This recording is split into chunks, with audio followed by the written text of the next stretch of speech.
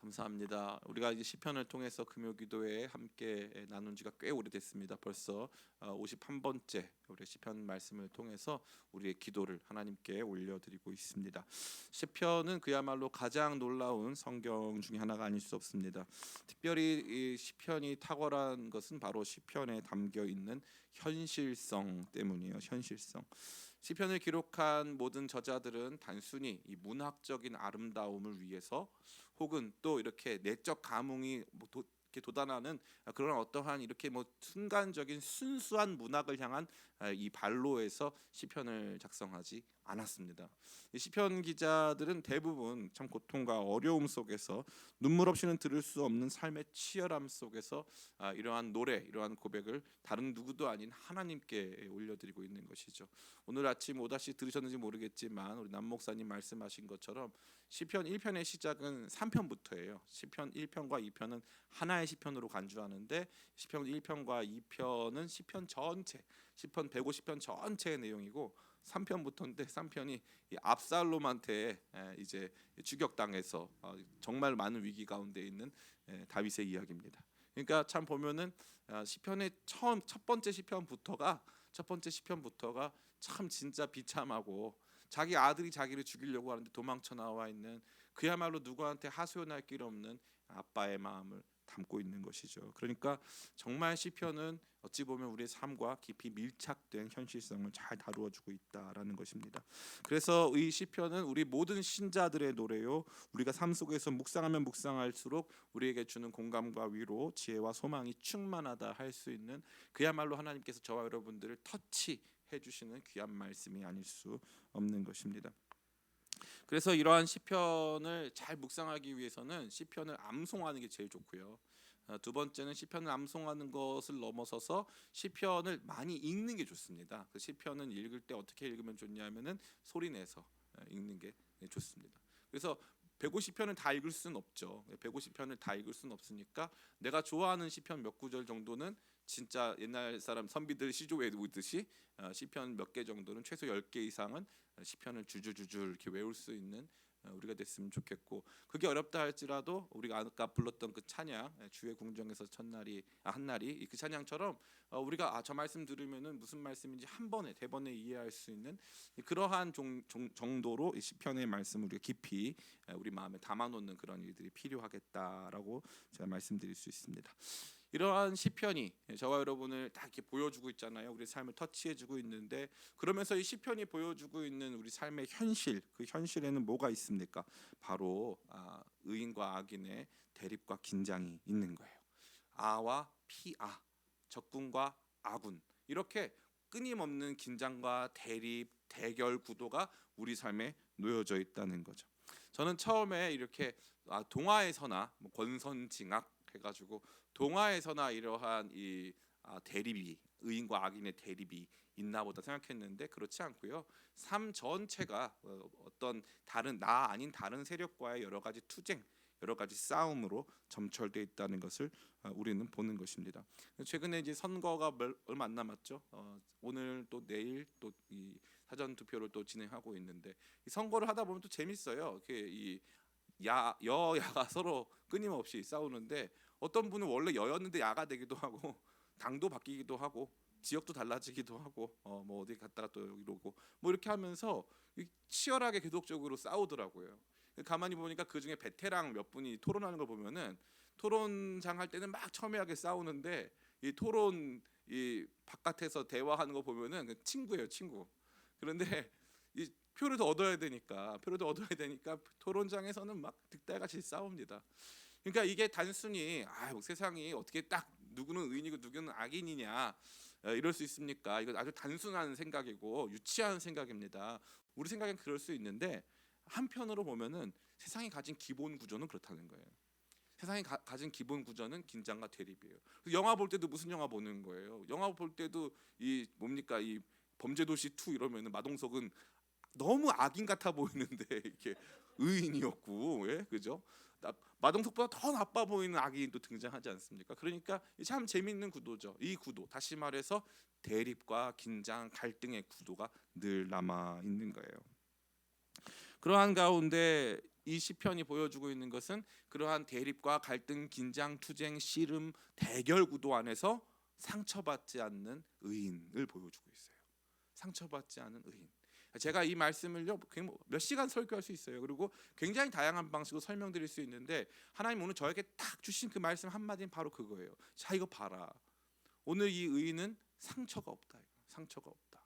그 얼만큼 상처가 원래 상처가 얼만큼 있어야 했는데 왜 그 상처가 이 사람에게는 없느냐, 우리가 이 말씀 같이 생각해 볼 건데요. 흥미로운 것은 오늘 이 시편이 다윗의 다른 일반적인 시들과는 다르다는 거예요. 왜 다르냐? 우리가 시편을 보면은 대충 읽으면은 이 시편이 여기 같고 이게 이거 같고 뭐 앞에 숫자가 달라져도 전혀 차이를 못 느낍니다. 근데 자세히 읽어보면 차이가 등장해요. 이 다윗의 이제 탄원시 종류들은 어떻게 하냐면은 흥미로운 게 악인과 의인의 대립 속에서 다윗이 주로 어떻게 하냐면은 하나님께 탄원을 해요. 어떤 내용입니까? 주님, 저들이 저를 삼키러 왔습니다. 주님, 제가 지금 무덤에 들어가고 있습니다. 주님, 저는 뼈가 지금 말랐고 뭐 죽게 생겼습니다. 이 아침에 저들이 지금 오면 저 큰일 납니다. 주님, 제 상태가 이렇습니다. 그러니까 다윗이 주로 탄원하는 내용은 나의 상태예요. 내 상태. 내가 너무 죽게 생겼고 저들이 나를 너무 압박하고 저들의 강포가 크기 때문에 내가 이렇게 마음이 상하고 이런 거죠. 얼마 전에 우리 최윤강 목사님 설교하셨던 시편 37편 같은 경우도 마찬가지인데 거기 보면은 다 이 악인이 잘 되는 것 때문에 의인이 마음이 상심을 하는 거예요. 마음에 상심이 되는 거예요. 죽을 때도 아프지도 않아 그 사람들은. 그런데 막 그것 때문에 마음이 상심이 되는 건데 오늘 이 말씀에는요 그런 내용이 없어요. 하나님 저 도와주세요 이런 거 없어요.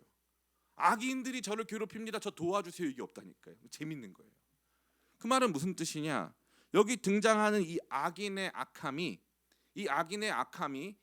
그 악인의 악함을 바라보고 또 그 악인의 악함에 의하여서 아파해야 하는 내가 그들의 악함에 영향을 안 받는다 이거예요. 파상적인 공격을 하는데 영향을 안 받는 거예요. 신기한 거죠. 우리 대한민국의 손흥민 선수가 이제 영국 프리미어리그에서 득점왕을 하지 않았습니까?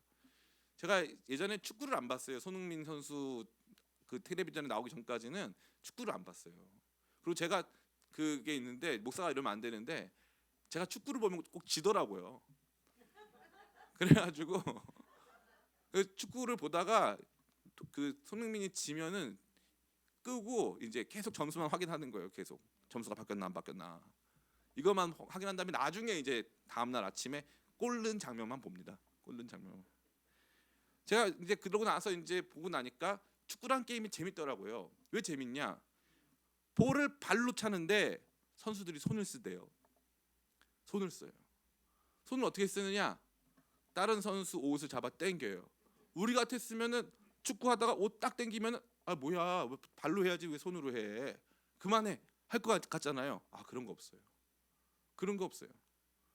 옷을 당기는데 달려야 돼요. 심판이 휘슬 불기 전까지는 얘가 나를 꼬집든 때리건 뭐 욕을 하건 가야 되는 거예요. 싸워야 되는 거예요. 그 전쟁터예요. 축구장이 전쟁터입니다. 파상 공세예요. 요번에 이 그 아스날이라고 하는 팀이랑 이 손흥민 선수랑 저 게임을 하는데 아스날 선수 이름이 홀딩이에요. 엄청 홀딩하더라고요. 엄청 붙잡아. 걔는 이름 자체가 태어났어. 아주 홀딩으로 태어났어. 걔는 꽉 붙잡고 안 놔주는데 막 나중에는 막 업어치기 하더라고요. 손흥민 선수를. 그런데 거기서 득점왕한 거예요. 방해가 너무 심한 거예요. 너무 심한 거예요. 제가 그때 뭘 느낀 줄 아세요? 저게 세상이다. 여러분 잘 되는 거 쉬운 거 아니에요. 먹고 사는 문제가 그렇게 쉬운 게 아니에요. 이 땅에 살아가는 문제가 그렇게 쉬운 거 아닙니다. 쉽고 간단하게 잘 되기만 하면은 뭐 인생 쉽죠. 근데 제가 지금도 안타깝게 생각하는 게 초등학교 교과 과정에 인생이라는 과목이 들어가야 된다. 그래가지고 교과 과정에서 사람들이 너를 어떻게 괴롭힐 것이고 막 이런 과목 있잖아요. 그 다음에 부동산을 언제 사라 뭐 이런 거. 이런 과목. 그런 과목이 없어요. 예. 바른 생활 이런 건 했는데 이 제대로 된 이 경제 과목이 없어요. 너무 안타깝더라고요. 그때 그걸 배웠어야 되는데 그때 우리가 살아가는 걸 배웠어야 되는데 몰랐던 거예요. 몰랐던 거예요. 삶은 치열합니다. 그러면 이 성경에서 말하고 있는 악인은 누굴까요? 우리는 이제 성경에서 악인 나오면 이제 특별히 부부 관계가 안 좋을 때 악인 그러면 남편 생각이 떠오르는 거예요. 그 인간 딱 이렇게 그 인간 막 떠오르는 거예요. 그 인간이라고. 그리고 또 이제 자식이 나를 괴롭힐 때는 그 인간 걔가 악인인 거예요. 그래서 거기에 막 이렇게 감정이입을 하는 거예요. 그래서 걔는 포악하고 보니까 포악한 자여 내가 어찌 악한 계획을 스스로 자랑하는가. 남편이 한 말이 막 생각나고 포악한 자가. 그리고 그게 아니고 이제 무슨 뭐 집주인과 세입자 간의 갈등이다, 뭐 고부 갈등이다, 뭐 우리가 겪을 수 있는 여러 가지 종류의 갈등과 경쟁, 긴장 속에서 우리는 이 악인에다가 이 우리 주변에 있는 다른 사람들을 대입하는데 빨라요. 그래서 상황을 더 현실적으로 맞추려고 한다는 거죠. 근데 그것은 온당한 방법이 아닙니다. 이 악인은요, 여기 드러나는 악인, 시편에 등장하는 악인은 언제나 사단 마귀를 생각하시면 돼요. 그게 제일 좋아요. 그 제일 편하고. 물론 그 당시에는 아니에요. 다윗이 이 말씀을 지을 때는 그렇지 않았어요. 그러나 우리가 오늘 신약 성도들이 이 말씀을 받아들일 때 여기 등장하는 악인들을 구체화된 개인이나 어떠한 민족, 뭐 국가로 규정해서는 안 됩니다. 이 악인은 끊임없이 우리 가운데 가장 pure evil, 가장 이 순수한 형태의 악의 존재로, 악의 화신으로 있는 사단 마귀가 그들이 오늘 우리 가운데 행하는 일이 바로 이런 거라는 거죠. 그럼 여기서 자유로울 수 있는 사람이 있을까 없을까? 없어요. 모든 사람들이 이 악한 자에 의해서 끊임없이 공격당하고 있다는 거예요. 그래서 주기도문에도 뭐라고 되어 있습니까? 우리를 악에서부터 뭐라고 되어 있어요? 여러분 주기도문 잘 모르시나요? 악에서 건지시라고 되어 있잖아요. 그렇죠? 그러니까 그 악은 단순히 우리말 표현은 악으로 되어 있지만 원래는 악한 자예요. 악한 자가 우리 가운데 날마다 있는 거예요. 그게 우리 삶의 현존입니다. 현존. 그렇기 때문에 여러분들 지혜가 있어야 돼요. 그러한 가운데 오늘 이 파상적인 공격 속에서 이상하리만큼 평상시 같았으면 하나님 저 악인이 지금 저 도액이라고 하는 사람이 내가 여기 있는 걸 고자질을 해가지고 이 노비라고 하는 그 땅에 있는 제사장들 85명이 죽고 그 85명뿐만 아니라 가족들 일가 친척들이 다 죽었습니다. 주님 저를 불쌍히 여겨주시고 저기 있는 저 도액을 멸망시켜 주세요 라고 하면서 하나님께 탄원을 해야 되는데 이상하리만큼 다윗이 괜찮아요. 왜 그럴까요? 오늘 말씀의 배경이 된 사무엘상 22장부터 22장 17절부터 23절까지 말씀으로 화면이 준비되어 있습니다. 같이 한번 읽어보겠습니다. 한 절씩 제가 먼저 보겠습니다. 왕이 좌우의 호위병에게 이르되 돌아가서 여호와의 제사장을 죽이라. 그들도 다윗과 합력하였고 또 그들이 다윗이 도망한 것을 알고도 내게 알리지 아니하였음이니라. 하나 왕의 신하들이 손을 들어 여호와의 제사장 죽이기를 싫어한지라.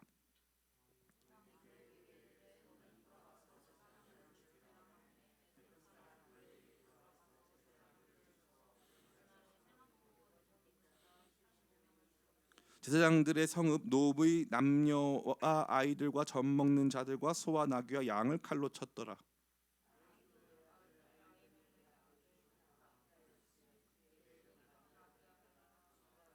다윗에게로 가서 사울이 여호와의 제사장을 죽인 일을 다윗에게 알림해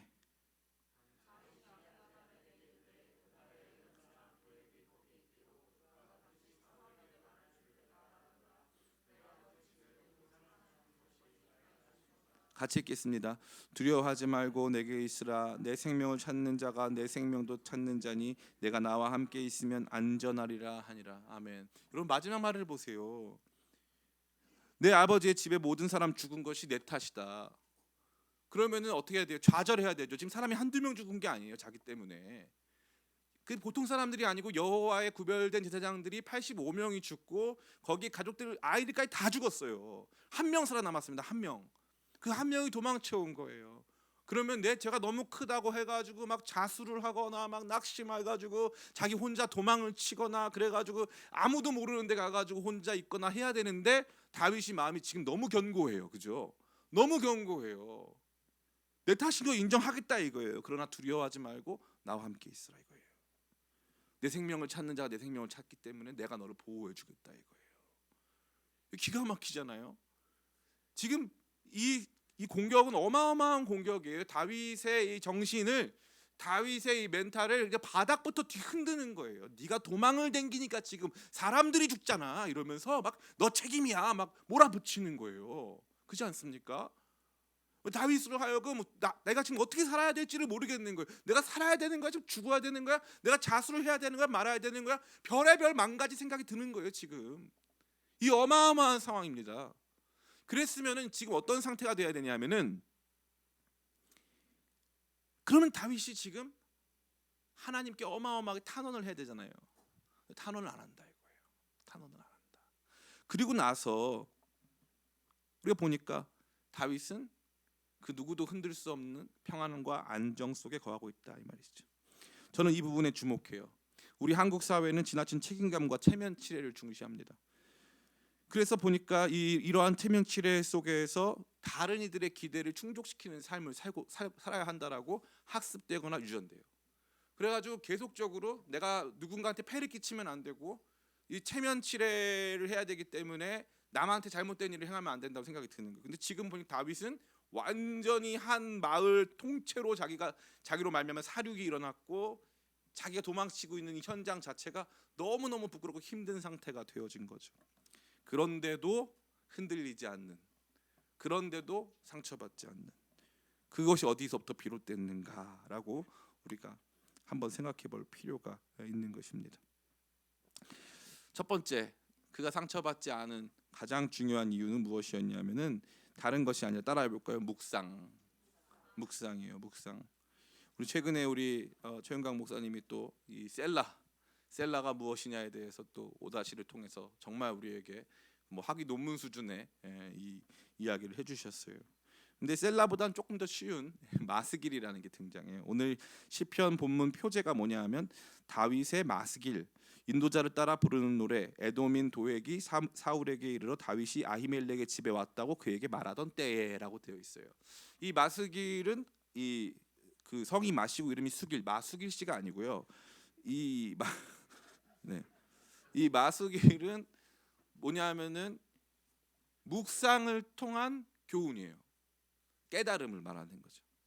그래서 보통 이 마스길은 교훈이라고 많이 등장해요. 교훈하는. 그래서 어떻게 된 거냐면은 제가 아까 말씀드렸죠. 다윗이 이 시편을 지을 때 상황 속에서 다윗이 감정이라 자기 상황에 몰입해가지고 이제 하나님 나 안 도와주시면 저 죽습니다. 이제 도액이 따라오고 사울이 저 따라올 것이고 저 때문에 사람들이 죽어나가고 있어요. 저 때문에 사람들이 피해를 보고 있습니다. 큰일 났습니다. 이게 아닌 이유가 뭐냐면 다윗이 묵상을 하기 시작한 거예요. 깊이 묵상을 해본 거예요. 그리고 나니까 묵상을 통해서 무엇을 알게 됐느냐? 총 3가지를 알게 되는데, 그래서 상처를 안 받는 거예요. 첫 번째, 크고 강한 사람들에게 쫄지 않기. 이게 중요한 거예요. 크고 강한 사람들한테 절대 안 쫄아요. 절대 안 쫄아요. 기가 안 죽는 거예요. 기가. 신기한 거죠. 같이 말씀 1절과 2절 오늘 읽어보겠습니다. 오늘 말씀 같이 읽겠습니다. 시작. 포악한 자여, 내가 어찌하여 악한 계획을 스스로 자랑하는가? 하나님의 인자하심은 항상 있도다. 내 혀가 심한 악을 꾀하여 날카로운 삭도같이 간사를 행하는도다. 아멘. 지금 이 도액은 직업이 사울의 목자장입니다. 목자장이라고 하는 직책은 굉장히 높은 직책이에요. 이 사울의 목자장이라고 하는 것은 한편으로 농림수산부 장관일 수도 있고, 다른 한편으로는 이 사울의 가정에서 당신은 이 목축업이 제일 큰 그거니까 사울의 가정에서 가장 큰 역할을 하는 이 관리자일 수도 있습니다. 어찌됐건 그가 굉장히 큰 힘과 권력을 가지고 있다는 것만큼은 사실이에요. 그리고 심지어 다윗도 이 노비라고 하는 곳에서 그 예배당에서 이 도액을 보았을 때 낌새가 안 좋았어요.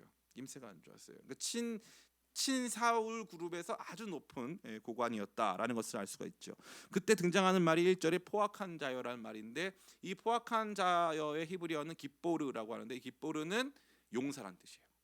큰 자, 용사, 탁월한 사람이란 뜻이에요. 그러니까 단순히 포악하다고 해서 성품을 말하는 게 아니에요. 그 사람이 가지고 있는 힘과 권력을 말하고 있는 거예요. 대단한 힘을 말하고 있는 거죠. 그래서 이 포악한 자의 말 한마디가 굉장히 중요한 거예요. 이 포악한 자, 다시 말해서 힘 있는 사람들의 말 한마디로 말미암아 사람들이 상처를 받는 거예요.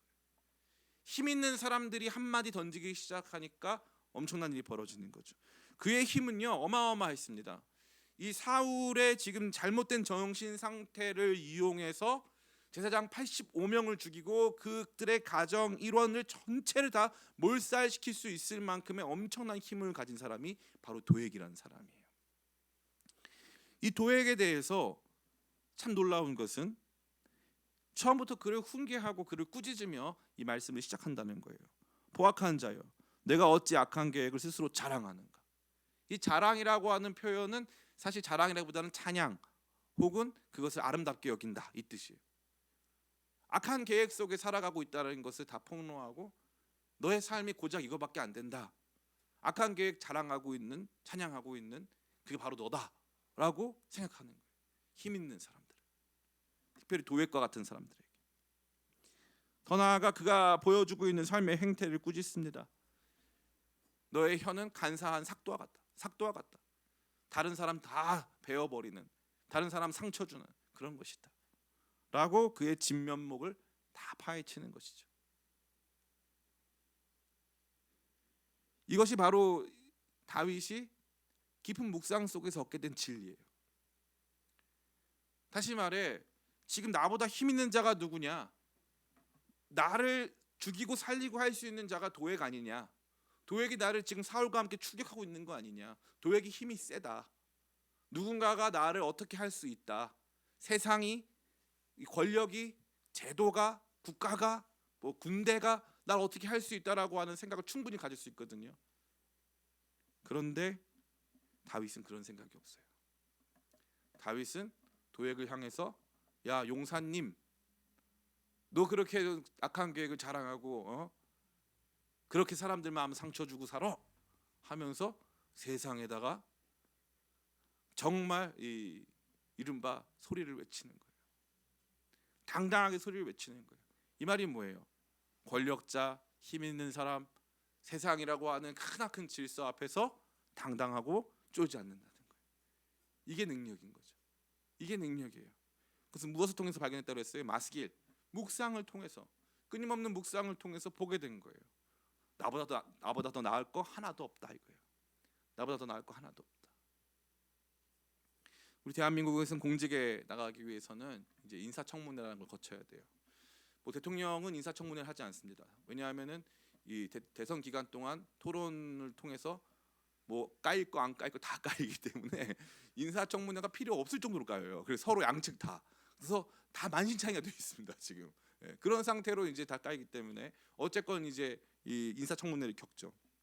그 여야 할 것 없이 인사청문회를 지나고 나니까 느낀 게 뭐예요? 다들 열심히 살더라. 다들 열심히 살더라. 이거 많이 느끼셨죠? 다들 재건축 아파트 좋아하더라고요. 다들 자기 자녀들이 좋은 대학 가게 하려고 뭐 정말 최선들을 다하고 있더라고요. 저는 고등학생이 논문을 쓴다는 것 자체를 처음 들어봤어요. 정말 처음 들어봤어요. 열심히 살더라고요. 열심히. 우리한테는 없던 정보인데 그죠? 우리는 몰랐던 정보. 논문 쓴다는 걸 왜 학교에서 안 가르쳐줬을까요? 그죠? 학교에서는 아무도 안 가르쳐줬어요. 근데 그 사람들은 다 알고 있더라고요. 재밌죠? 근데 그 사람들이 세상을 다 움직이는 것 같죠? 그 사람들 앞에서 우리는 아무것도 아닌 것 같죠? 믿음을 가진 사람들 안에 가지고 있는 어떻게 보면 비극 중에 비극이에요. 신앙에 대해서는 당당하지만 세상 앞에서는 늘 뭔가 이 굴종적인 모습을 갖는다는 거예요. 나한테 돈 주는 사람, 나한테 이번에 무슨 좋은 혜택을 줄 수 있는 것 같은 사람들, 그 사람들 앞에서 세상의 질서 앞에서 커 보이는 것 앞에서 쫄고 있다는 거죠. 쫄지 말아라. 쫄지 말아라. 옥하는 목사님 제가 이 설교를 듣는데 오 목사님 무슨 말씀하시냐면은 자기가 좋아하는 사람이 있대요. 자기가 좋아하는 사람 누구냐 합니까? 재수 없어 보이리만큼 당당한 사람이 좋대요. 자기 밑에 있는 교역자들 중에서도 그렇고 밖에서 만나는 사람도 마찬가지인데 정말 자기가 하는 일에 대해서는 사람들이 봤을 때는 너무 저 사람 과하다 할 정도로 이 정말 당당한 사람, 이게 잘난 척하는 게 아니라 당당한 사람을 좋아한다는 거예요. 내가 뭘 하든지 당당한 사람을 좋아한다. 저한테 저 지나온 삶을 생각해 보면요, 신앙은 갖고 있었지만 마음 한켠에 내가 저 사람보다 더 좋은 대학은 못 나왔으니까 저 사람이 나보다 더 나은 선택을 할 거야. 내가 저 사람보다 돈은 많이 없으니까 저 사람은 나보다 더 큰 일을 할 수 있을 거야. 저 사람이 나보다 더 잘생기고 멋있으니까 저 사람은 더 대단한 일을 할 수 있을 거야.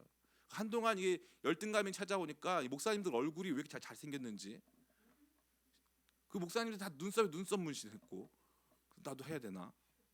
네. 고민을 했어요. 요즘에 목사님들 다 하시더라고요, 눈썹 문신을. 쌍꺼풀 수술도 해봤어요. 제가 너무 놀라운 거는 그 지금 이제 우크라이나에서 돌아온 이근 대위가 이제 쌍꺼풀 수술을 했더라고요. 쌍꺼풀을 수술하기 전에 사진을 봤는데 저랑 똑같이 생겼어요. 저 깜짝 놀랐습니다. 그래서 저희 집 사람도 그거 보더니 처음에는 옛날에는 무슨 당신은 쌍꺼풀 없는 게 멋있다 그러더니 이근 대위 바뀐 거 보더니 당신도 한번 해보자 이렇게 바뀌었어요. 그래서 막 제가 오늘도 이게 고민이 되더라고요. 지금 제가 뭐 하고 있는 거예요? 힘 있는 사람들 앞에서 쫄고 있는 거예요. 건세 있어 보이는 사람들 앞에서 위축돼 있는 거죠. 근데 다윗은 어떻게 합니까? 다윗이 원래 이런 사람이냐? 아니에요. 나중에 보면요, 다윗이 두려워서 도망을 쳐요. 믿음엔 다 이런 단계가 있어요. 어떤 날은 세상 앞에 호령하고요, 어떤 날은 도망도 치고 하는 거예요. 그런데 상처받지 않은 그날은 어땠냐? 상처받지 않은 그날은 너무 당당했어요. 밉지 않게. 그 높당에 있는 제사장들의 생명에 대해서 무관심한 게 아니라 그 모든 책임을 자기가 짊어진 채로 역사의 심판과 수많은 대립과 갈등을 자기가 다 뒤집어 쓴 채로 당당했다 이 말이에요. 저는 이게 하나님께서 저에게 지금까지 오게 하신 이 목회 이 개척 8년과 그 이전에 많은 사역을 통해서 저를 훈련시키신 길이 바로 이 길이다 생각해요. 좋은 차 타고 좋은 집 사는 이 목사님들 뭐 사람들 부럽냐?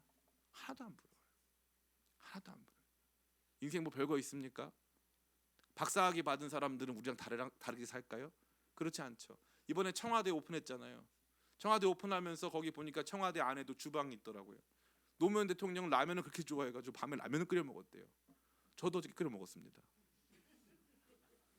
아무런 차이가 없어요.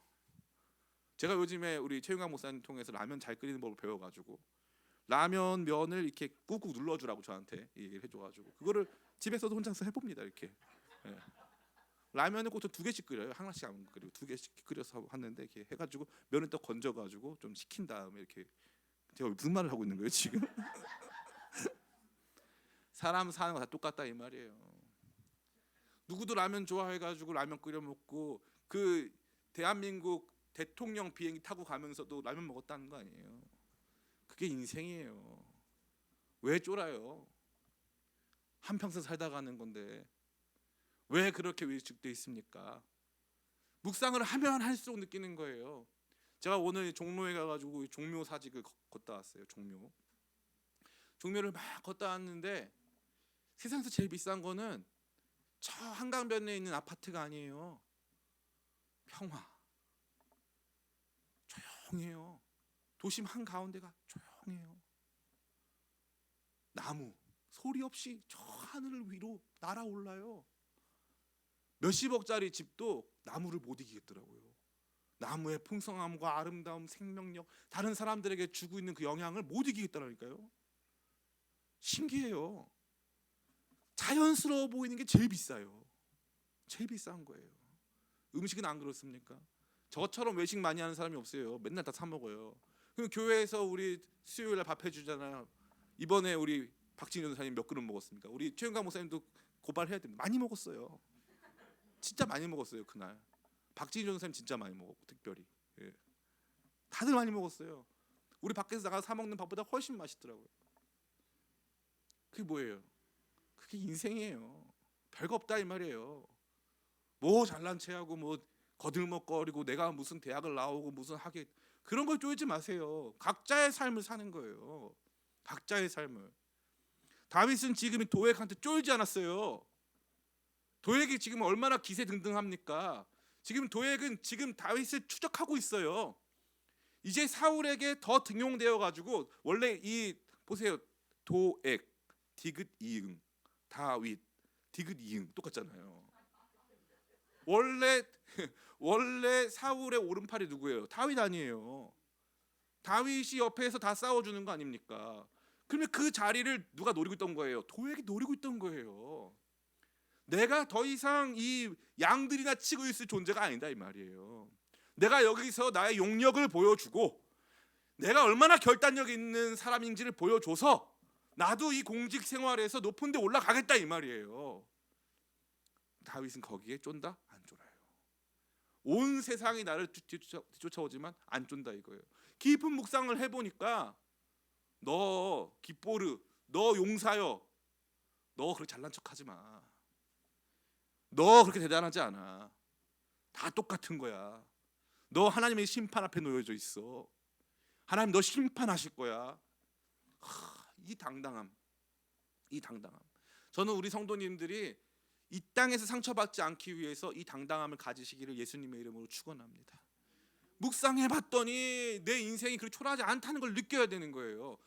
아 목사님 그 정신 승리 아닙니까? 정신 승리라도 하셔야죠. 그럼 무슨 승리 하실 거예요? 그거라도 하세요. 정신 승리라도. 제가 보니까 이번에 나온 선거에 나오신 분들은 정신 승리 많이 하시더라고요. 자기는 다 이겼대요. 다 자기 좋아한대요. 아닌 것 같은데 다 자기 좋아한대. 아닌 것 같던데 다 사람들이 뭐 반응이 좋다고 막 아닌 것 같은데. 근데 가만히 보면은 부러워요. 그런 마음이 있어야 되는 거예요. 그래야 이길 수 있는 거예요. 옆에서 이 손흥민 선수가 달려갈 때 막 선수들이 옷을 끌어당기고 다리를 걸고 막 꼬집고 해도 멈출 필요 없다 이거예요. 너는 꼬집어라 나는 간다 이거예요. 너희 포악한 자야. 그 선포, 그 선언, 그 선포와 선언이요. 재밌는 게 도액이 이거 들었겠어요? 도액은 이 말을 못 들었어요. 도액한테는 이 말이 안 가요. 누구한테 하는 거? 나한테 하는 거예요. 나한테. 나를 힘있게 해주는 거예요. 나한테 하는 나 스스로에게. 이 정말 중요한 거예요. 저는 이 말씀 오늘 이 나누기를 소원했어요. 특별히 이 말씀을 청년들이 들었으면 좋겠어요. 청년들이. 열등감과 높은 세상의 장벽 앞에서 나는 아무것도 아니라고 하는 그 좌절감과 낙심이 찾아올 수 있고 모든 게 내 책임이라고 돌아왔을 때 나 때문에 85명이 죽었다. 85명이 죽은 게 아니라 자녀들까지 해가지고 수백 명이 죽었다. 이것 때문에 막 잠 못 들고 그 죄책감 속에서 아무것도 못하겠는 무기력증에 빠질 수밖에 없는 낙심하고 좌절한 떨고 있는 우리 수많은 청년들이 이 말씀 앞에 담대함을 얻기를 간절히 축복합니다. 두 번째예요. 그 강한 사람들에게 쫄지 않고 두 번째 하나님의 심판을 굳게 믿었다 이거예요. 하나님의 심판을 굳게 믿었다. 우리 같이 한번 읽겠습니다. 하나님의 심판을 굳게 믿고 있는 다윗의 모습입니다. 우리 같이 오늘 말씀 몇 절입니까? 우리 5절 같이 한번 읽겠습니다. 시작. 그런즉 하나님이 영원히 너를 멸하시며 너를 붙잡아 내 장막에서 뽑아내며 살아있는 땅에서 내 뿌리를 빼시리로다. 셀라. 아멘. 하나님이 영원히 너를 멸하시며 너를 붙잡아 내 장막에서 뽑아내며 살아있는 땅에서 내 뿌리를 빼시리로다. 이게 뭐 세번역 성경으로 읽으면 너를 갈기갈기 찢으신다 막 되어 있어요. 가장 강력한 표현으로 등장합니다. 그럼 다윗이 직접 가서 했나요? 안 그랬어요. 다윗이 믿는 거예요. 아 하나님께서 이런 사람들 가만히 두지 않으신다. 절대 이런 사람 살려두지 않으신다. 하나님의 심판에 대한 강력한 믿음이 있는 거예요. 사랑하는 성도 여러분, 저는 여러분들 안에도 이 믿음이 있기를 간절히 축복합니다. 하나님께서 심판하세요. 하나님께서 반드시 그들에 대해서 심판하세요. 하나님의 심판이 확실하다고 믿어야지 권선징악 체계를 확실히 믿어야 돼요. 확실히 믿어야지 내 삶도 분명해지고 누군가의 삶도 분명해지는 거예요. 근데 이것을 대충 믿고 그렇지 않을 거야 뭐 대충 뭐 얼버무리기 시작하면 아무것도 안 되는 거예요. 하나님께서는요 누군가가 고통당하고 누군가로 말미암아 그 사람의 이 포악한 이 사륙과 폭력에 짓밟힌 그 사람들에 대해서 하나님께서는 분노하실 것이고 하나님께서는 반드시 그들을 심판하실 것이다 라고 하는 하나님의 정의, 하나님 반드시 심판하시고 하나님께서 반드시 이기신다라고 하는 하나님의 정의가 살아있을 때 그때 그 교회, 그 성도, 그 사회가 건강한 거예요. 저는 우리 기쁨의 교회가 특별히 여기 계신 성도님들이 하나님의 심판을 믿고 의지하시길 간절히 축복합니다. 하나님의 심판이 우리의 삶에 당장 일어날지 아니면 하나님의 때에 언제 일어날지 알 수 없어요. 그러나 중요한 건 확실히 일어난다. 확실히 일어난다. 그렇기 때문에 마음의 담력이 더 얻게 되는 거죠. 이 말은 뭐냐면 이거예요. 손흥민 선수가 축구를 열심히 하고 있어요. 축구를 열심히 하고 있는데 이제 옆에 있는 선수가 다리도 걸고 막 해요. 심판을 봤더니 심판이 어쩔 때는 좀 관대하게 좀 봐줘요. 파울을 해도 좀 봐주고, 어쩔 때는 강하게 잡는 심판이 따로 있단 말이에요. 근데 가만히 봤더니 요번 심판은 이 사람이 나한테 파울을 조금 하면은 나중에 옐로우 카드도 주고 레드 카드도 줄 사람이다. 그럼 어떻게 하는 줄 아세요? 손흥민 선수가 요번에 아스날과 할 때 똑같았는데 어떻게 하냐면은 가만히 보니까 심판이 이거 파울 불 것 같고 레드 카드도 줄 것 같으면 더 적극적으로 달려드는 거예요. 그러면은 옐로우 카드 나오고 레드 카드 나오는 거예요. 뭘 믿는 거예요? 심판을 믿는 거예요. 심판 안 믿었으면 큰일 나죠. 심판이 웬만해선 파울 안 분다. 그러면은 그 사람의 이 계속적인 파울로 말미암아 내가 신체적인 데미지가 오잖아요. 그러니까 자칫하면 부상당할 수도 있고, 그러니까 자기가 몸을 살릴 거 아닙니까? 그런데 조금만 더 하면은 심판이 확 불어서 휘슬 딱 불고 너 레드 카드 나가라, 그러는 순간 게임 이기는 거거든요. 그러니까 자신감 있게 붙는 거예요. 뭐 믿고? 심판 믿고. 여러분, 우리의 영원한 심판자 되신 하나님을 굳게 신뢰하시기를 간절히 원합니다. 하나님 살아계세요. 하나님이 다 보고 계세요. 여러분의 눈물을 다 보고 계시고 억울하고 힘든 일들 다 보고 계세요. 하나님이 다 해결해 주실 거예요. 걱정하지 마세요. 이게 우리 가운데 있는 제일 중요한 믿음이고 세상 속에서 상처받지 않을 수 있는 유일한 길이에요. 하나님 심판 안 믿잖아요. 그러면 얼마나 상처될 일밖에 없습니까? 그죠? 나보다 잘난 사람들, 대단한 사람들이 다 반칙해가지고 내가 가질 거 다 자기들이 가져가고 나는 세상에서 제일 찌끄러지 같은 거 주고, 뿐만 아니라 그런 상황에서 나 억압하고 누르고 핍박하면 그거 기뻐할 사람이 누가 있어요? 그런데 그런 와중에도 절대 굴하지 않고 굳건히 서서 맞서고 또 맞서서 한 걸음 올라와서 그들과 대등한 모습으로 살아가는 이 건강한 삶을 살 수 있는 비결은 하나님께서 심판하신다고 믿는 거예요. 그걸 믿기 시작하면 이길 수 있어요. 제가 많이 깨닫는 게 뭐냐면 삶에서 한 번의 성공은 이룰 수 없다는 거예요. 삶에서는 여러 가지 고비가 있다는 거예요. 마치 야구 선수가 3할 10번 공이 왔는데 10번 중에 3번만 쳐도 박수 받고 연봉이 억대해요. 투수가 얼마나 대단한 공을 던지는지 모르겠지만 10타석 중에 3타석 3할만 넘어도 억대 연봉 받습니다. 그만큼 힘든 거예요. 인생도 똑같아요. 삶 속에서 모든 걸 다 승리할 수는 없어요. 다 그럴 수가 없습니다. 좌절하고 낙심할 때 있어요. 그런데 문제가 뭐냐? 하나님께서 이 모든 것을 보고 계셔서 내가 선으로 성실하게 다 해낸 모든 것들에 대해서 갚아주시고, 하나님께서 내 눈물 닦아주시고 수고했다고 말씀해 주실 그 날이 있다라고 하는 분명한 믿음이 있는 사람들은 견뎌낸다니까요. 낙심돼도 이겨낼 수 있어요. 그런데 흥미롭게 하나님의 심판을 못 믿기 시작하면은 그때부터는 견딜 수가 없는 거예요. 억울한데 어떻게 삽니까? 세상 탓하는 거잖아요. 제가 제일 안타까운 게 뭐냐면은 세상 탓하는 거. 세상이 나를 이렇게 했다고. 무슨 정책, 안 좋은 정책은 바꾸면 되죠. 그리고 세상이 나를 이렇게 했기 때문에 나는 아무것도 못한다. 남 탓하고 세상 탓하는 거. 그거 하나도 도움 안 돼요. 그런 사람들 누가 심판하신다? 하나님이 다 심판하신다. 하나님이 알아서 다 심판하신다. 결국 하나님 앞에 다 서게 돼 있어요. 하나님 앞에 서게 됩니다. 하나님의 심판을 굳게 믿을 때 이 땅에서 주어지고 있는 여러 가지 환난과 핍박들은 그렇게 중요한 문제가 아니에요. 하나님 저한테 주신 제일 큰 은사가 뭐냐면은 잘 잊어요. 잘 잊는 게 뭐냐면은 그거예요. 그때 가졌던 감정도 다 잊어버려요. 쉽게. 처음엔 이게 싫더라고요. 근데 나중엔 좋더라고요. 잘 잊혀지니까 저랑은 관계가 서먹했는데 제가 기억을 못하는 거예요. 그래서 막 반갑게 믿는 사람, 아이고 안녕하세요, 막 이러면서 까먹어가지고 아이고 안녕하세요.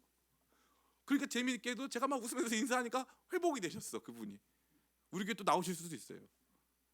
아주 예전에 다니시던 분이신데, 동네 분이신데 버스 정거장 앞에서 만났는데 너무 반가운 거예요. 제가 반가우니까 그분이 너무 기쁘게 웃으시더라고요. 그 말은 뭐예요? 회복 탄력성. 일어날 수 있다 이거예요. 근데 그 일어날 수 있음이 뭐 때문이에요? 하나님이 하실 거니까. 왜 그걸 못 믿습니까? 너무 사소한 거에 자기 인생 끝났다 생각해요. 나 내 인생 끝났어. 난 아파트가 없어. 나는 뭐가 없어. 내 자녀는 이게 문제야. 나는 내 인생 다 끝난 거야. 자기밖에 몰라요. 자기 인생. 모든 게 자기 중심적이에요. 자기한테 주신 여러 가지 아름답고 좋은 것도 많거든요. 그거 못 봅니다. 왜냐하면 이 모든 시각이, 모든 판단자가 자기예요. 그래서 누가 나한테 악하게 했는데 막 잠이 안 오는 거예요. 그 사람 때문에. 왜냐하면 내가 그 사람을 심판해야 되거든요. 너 나빠 해가지고 내가 심판해야 되는데, 성경은 그게 아니에요. 하나님의 심판을 굳게 믿는 거예요. 전 여러분들이 하나님의 심판 굳게 믿음으로 말미암아 이 땅에서 다가오는 여러 가지 여러분들이 힘들게 하고 아파하고 있는 아프게 하는 모든 것들에 대해서 여러분들이 쿨하게 이겨내고 하나님의 심판을 굳게 믿고 버텨낼 수 있는 힘을 얻기를 간절히 바랍니다. 마지막인데 이게 제일 중요한 거예요. 그러면 이 모든 것들이 가능한 아주 담대한 사람이 되어서 강자들, 권력들, 이 국가 그 어떠한 파상적인 힘에서도 쫄지 않고, 뿐만 아니라 하나님의 심판을 믿기 때문에 굳건한 마음을 가지고 흔들리지 않고 이 모든 세상의 이야기를 받아들일 수 있는 마음은 무엇이냐? 따라해 볼까요? 사랑받기. 사랑받기. 이거밖에 없어요. 우리 1절 말씀 다 끝났습니다. 1절 말씀, 8절 말씀 두 절만 읽으면 돼요. 같이 읽겠습니다. 시작. 포악한 자여, 내가 어찌하여 악한 계획을 스스로 자랑하는가? 하나님의 인자하심은 항상 있도다. 아멘. 8절 말씀 같이 읽습니다. 시작. 그러나 나는 하나님의 집에 있는 푸른 감람나무 같으며 하나님의 인자하심을 영원히 의지하리로다. 아멘. 하나님의 인자하심은 헤세드죠. 헤세드. 예. 헤세드는 하나님의 신실하신 사랑을 의미하는 거예요. 언약을 지키시는 하나님의 신실하신 사랑. 하나님이 언약을 못 지키시려면 두 가지가 있어야 돼요. 1번, 언약을 지킬 마음이 없던가. 두 번째, 아니면 언약을 지킬 수 있는 능력이 없던가. 근데 하나님은 마음이 변하신다 안 변하신다? 안 변하신다. 그리고 하나님은 모든 것을 하실 수 있는 능력이 있다. 그러니까 하나님은 우리를 향한 당신의 마음이 변하신 적이 없고 우리를 향한 그 약속을 반드시 지키실 수 있는 능력도 있다 이거예요. 근데 그게 우리한테 어떻게 다가온다? 우리를 꽉 붙들어주는 사랑으로 다가온다. 사랑으로 다가온다. 이게 너무나도 중요한 거예요. 다윗은요, 지금 도피 과정 속에서 하나님의 인자하심을 맛보고 있는 거예요. 나를 향한 하나님의 사랑을 맛보고 있는 거예요. 제가 정말 입이 아프죠. 얼마나 오랫동안 말씀드렸습니까? 많은 사람들이 생각해요. 목사님, 너무 하나님 사랑을 강조하면 하나님의 분노, 하나님의 진노, 하나님의 심판, 하나님의 공의를 강조하지 않고 하나님 사랑만 강조하면 이 하나님의 사랑과 공의를 아주 균형감 있게 강조해야만 합니다라고 말씀하시는 분들이 굉장히 많아요. 저도 처음에 그런다고 생각했어요. 근데 아니에요. 성경은 압도적으로 하나님의 사랑에 대해서 강조해요. 압도적으로. 왜냐? 이 하나님의 사랑이라는 개념 안에 하나님의 공의도 들어가 있는 거예요. 불타오르는 공의는 그 공의의 집행, 이 공의의 실현이 하나님의 사랑 가운데 이루어지고 있는 거예요. 사랑이 베이스다 이거예요. 사랑이 베이스다. 하나님의 인자하심에 대한 분명한, 나를 향한 하나님의 인자하심에 대한, 지금 도망치고 있는 나, 쫓기고 있는 나, 지금 위험 가운데 놓여져 있는 나를 향한 하나님의 인자하심, 변하지 않는 사랑이 있다라는 것을 굳게 믿는 사람이 세상 앞에 쫄지 않고 하나님 심판 굳게 믿는다 이거예요. 사랑받아야 이길 수 있다 이거예요. 사랑받아야. 저는 이 말을 너무너무 100번 1000번 아멘이에요. 100번 1000번 아멘이에요. 제가 이제 이 인천에 가 보니까요, 보호 종료된 이제 청소년이 아니죠, 이제 어른이죠. 그 친구들이 있어요. 재밌는 건 두 부류인데, 하나는 외모부터가 부모가 없었겠구나를 느끼게 하는 친구들이 있어요. 예를 들면 골격이 조금 삐뚤어져 있거나 이 발육 상태가 굉장히 안 좋거나 이런 친구들이 있어요.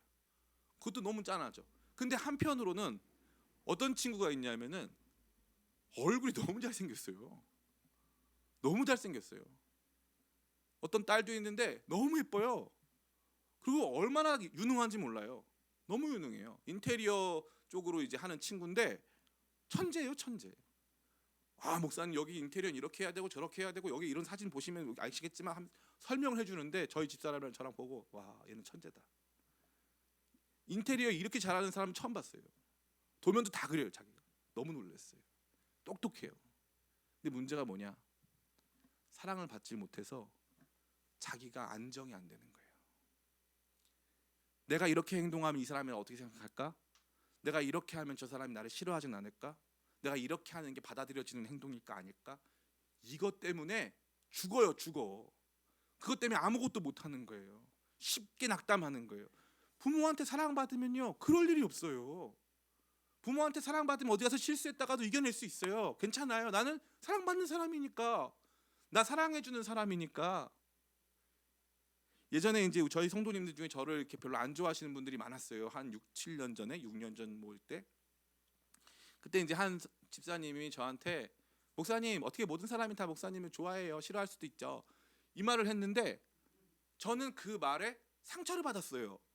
상처가 되더라고요. 그 저팔계 노래도 있잖아요. 나는 저팔계 왜 나를 싫어하나. 유명한 노래거든요. 철학적인 노래예요. 왜 나를 싫어할까? 아무런 잘못을 한 적이 없어요.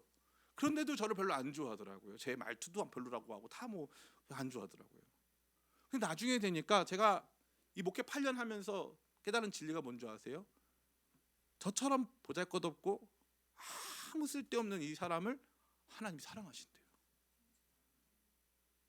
뒤에서 사람들이 너 욕할 거야. 너 설교를 트집 잡을 거야. 너를 아주 그냥 우습게 여길 거야. 너를 놀릴 거야. 너를 얕잡아 볼 거야. 아무것도 없다고 너를 무시할 거야. 그런데 나는 내가 너를 사랑하니까 걱정하지 마. 그동안 이걸 배운 거예요. 그동안 이걸 배웠어요. 세상이 저한테 뭐라고 하는지 관심 없어요. 여기까지 오는 게 너무 힘들었어요. 왜냐하면 다 잘 보이고 싶었거든요. 저 집사님이 나 비판하지 않도록 저 집사님이 좋아하는 일을 해야 되고, 이 권사님이 나 비판하지 않도록 이 권사님이 좋아하는 일을 해야 되고, 안 그러면 우리 교회 헌금이 줄고, 그러면은 우리 목사님들 사례비를 못 주고, 안 그러면은 우리 교회가 위축이 되고, 그러면 성도들이 다 나한테 욕하고 교회를 떠날 것 같은 거예요. 다 내 책임 같고. 왜 그런 거예요? 사랑이 없어서. 무슨 사랑이? 하나님이 나를 붙잡고 있는 사랑이 없는 거예요. 하나님이 내가 너를 사랑한다. 걱정하지 마. 세상이 뭐라고 해도 걱정하지 마. 네가 잘못한 거 인정해. 다시 고치면 되지. 잘할 수 있지. 걱정하지 마. 걱정하지 마. 제가 이번에 느낀 게 뭐냐면은, 저는 이제 뭐 정치색 떠나서 이번에 이 윤석열 대통령이 뭡니까? 워싱턴 포스트 기자가 아주 날카로운 질문을 했어요. 왜 여성 장관이 없냐 이거예요. 왜 한 명밖에 없냐 이거예요. 왜 한 명밖에 없어요? 질문했어요. 난감했어요 그때. 그리고 막 횡설수설했어요. 솔직히 그때 솔직하게 말했어야 되는데 뭐 별의별만 다 해서 욕도 많이 먹었어요. 최근에 다시 지명한 2명 여성 딱 지명해버렸어요. 저 같으면은 어떡하지 막 이랬을 거예요. 그런데 누가 말하면 고치면 되지. 이러고 고쳐버리는 거예요. 모르겠어요. 여러분들한테는 그게 쉬운 일이었을 수도 있어요. 저거 당연한 거 아닌가요, 목사님? 인생 살면 다 저렇게 살아요. 근데 저한테는 그게 어렵더라고요. 하나님 저한테 주신 말씀이 있는데, 그 주신 말씀을 가지고 나누는 가운데서 누구는 좋아하고 누구는 싫어한다는 게 받아들여지질 않는 거예요. 마치 그 말씀을 안 받아들이면 말씀을 안 받아들인 게 아니라 제가 거절당했다고 생각이 들더라고요. 집에 와가지고는 살고 싶지가 않은 거예요. 더 이상 내가 왜 목회를 왜 하나. 맨날 그러고 있는 거예요. 깊은 신음에 빠져 있는 거예요.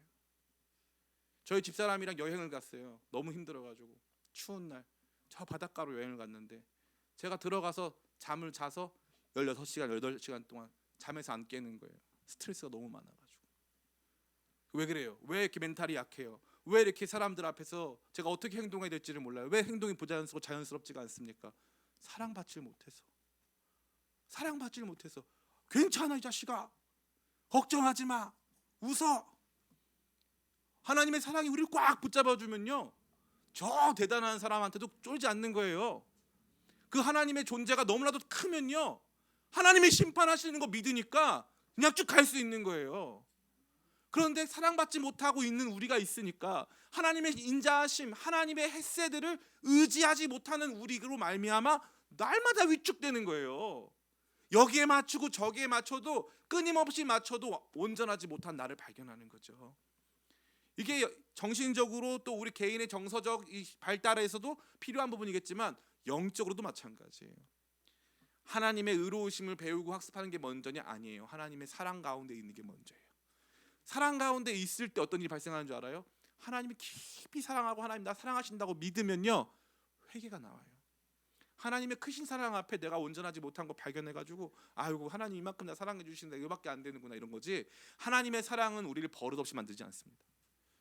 하나님의 훈육은요 오은영 박사보다 비교할 수가 없어요. 비교할 수가 없어요. 하나님 사랑이 우리를 붙잡을 때 그때 세상을 이기는 거예요. 상처가 없는 거예요. 저는 오늘 이 말씀 여러분 가운데 꼭 다시 한번 이 묵상되기를 간절히 바랍니다. 이 말씀 보니까 다윗은 지금 이 도액을 향해서 평상시 같았으면 주여 도액이 나를 죽이려고 합니다. 주여 도액이 나를 힘들게 합니다. 도액이 사람을 죽였습니다. 주여 저 도액을 없애주세요. 주님 저를 불쌍히 여겨주세요.